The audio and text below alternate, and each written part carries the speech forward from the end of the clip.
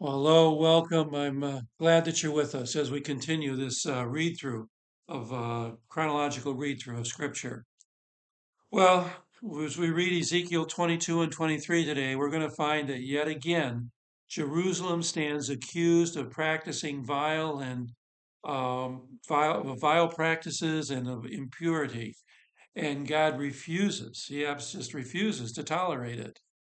In chapter 22, you're going to read three oracles from God about this. The first characterizes those behaviors that he's complaining about in detail. Second uses the metaphor of melting as a way to describe ridding Jerusalem of that impurity.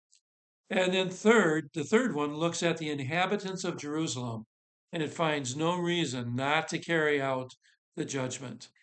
In each of these oracles, God finds no reason at all to stay his hand.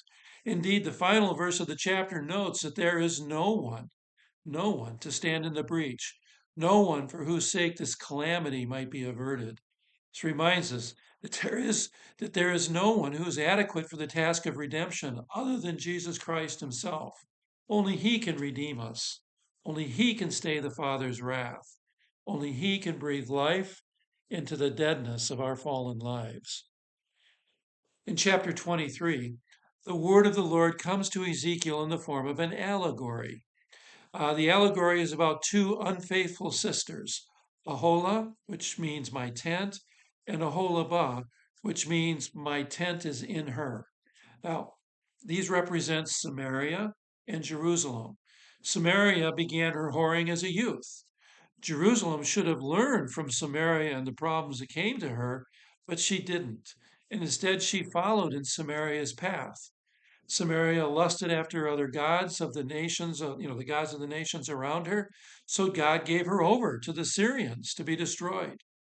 Jerusalem saw this, but rather than changing her ways, she did even worse, and so she's handed over to the Babylonians.